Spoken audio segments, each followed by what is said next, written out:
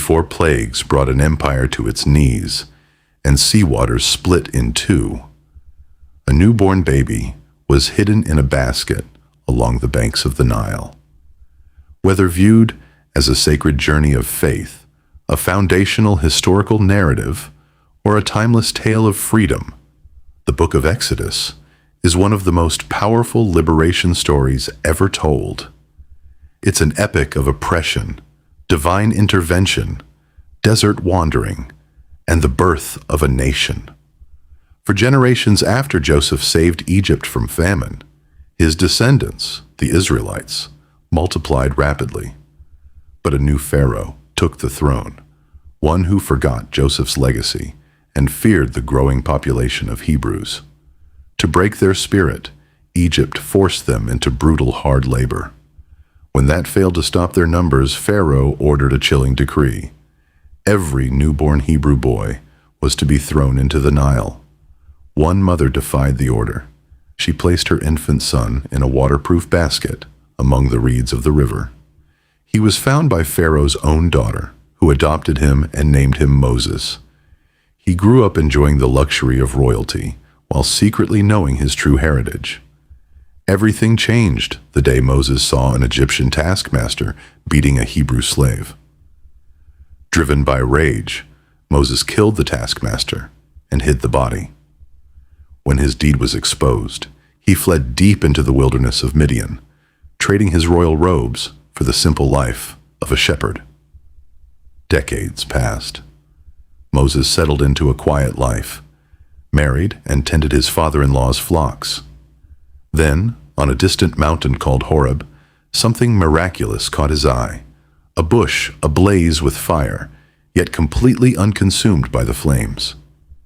As Moses approached, a divine voice called out from the bush, commanding him to remove his sandals.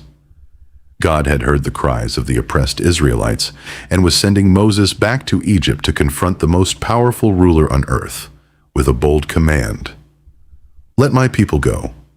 Terrified and full of self-doubt, Moses pointed out his lack of eloquence. God paired him with his fluent brother, Aaron, and equipped them with a miraculous staff to prove their authority. Moses and Aaron stood before Pharaoh, delivering God's demand. Pharaoh responded with arrogance, increasing the slaves' workload and refusing to release them. What followed was a supernatural showdown. 10 devastating plagues swept across Egypt, turning the Nile into blood, summoning swarms of frogs, gnats, flies, and locusts, decimating livestock, striking the land with boils and hail, and plunging the nation into pitch darkness. Yet Pharaoh's heart remained hardened until the final, disastrous night. God instructed the Israelites to sacrifice a lamb and paint its blood on the doorposts of their homes. That night, the angel of death passed over Egypt. Every home without the blood lost its firstborn son, including Pharaoh's palace. In absolute grief and ruin, Pharaoh finally commanded the Israelites to leave immediately. Millions of Israelites marched out of Egypt, carrying their unleavened bread and heading toward the Promised Land. But Pharaoh quickly regretted his decision. Gathering his elite war chariots, he pursued the fleeing slaves, cornering them against the roaring waters of the Red Sea. With mountains on either side, the sea in front, and Egypt's brutal army closing in behind, panic broke out. Moses stretched his hand over the water. A powerful east wind blew all night, driving the sea back and creating a dry path straight through the middle, with walls of water towering on their left and right. The Israelites crossed safely to the other side. When the Egyptian army charged into the seabed in hot pursuit, Moses extended his hand again. The waters collapsed, swallowing Pharaoh's army completely. On the opposite shore, the Israelites celebrated their total freedom with song and dance. Freedom, however, brought new challenges. Moving into the harsh wilderness of Sinai, the people quickly grew hungry, thirsty, and bitter, longing for the predictable meals of their captivity. Yet, sustenance arrived each step of the way. God sweetened bitter water, brought streams out of solid rock, and rained down a miraculous bread called manna from the sky every morning, along with flocks of quail by night.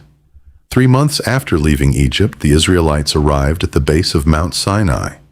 The mountain was enveloped in thick smoke, thunder, lightning, and the blast of a trumpet as God descended upon it. Moses climbed the mountain alone and stayed for 40 days. There, God established a covenant with Israel, carving the 10 Commandments onto tablets of stone and delivering detailed laws to shape them into a holy, just society. God also gave instructions for a portable sanctuary, the Tabernacle, so his presence could dwell right in the center of their camp. While Moses was up on the mountain, fear and impatience overtook the people below.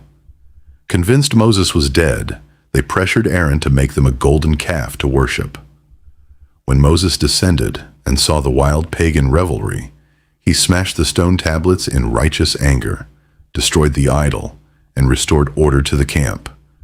After returning to the mountain to seek forgiveness for the people, God renewed the covenant and replaced the tablets. The story ends with the completed tabernacle being dedicated. A glorious cloud covered the tent, and the fiery presence of God filled the sanctuary. Whenever the cloud lifted, the Israelites packed camp and moved. Whenever it stayed, they remained. They were no longer slaves to Pharaoh. They were now a free people, guided by the divine through the wilderness toward their new home.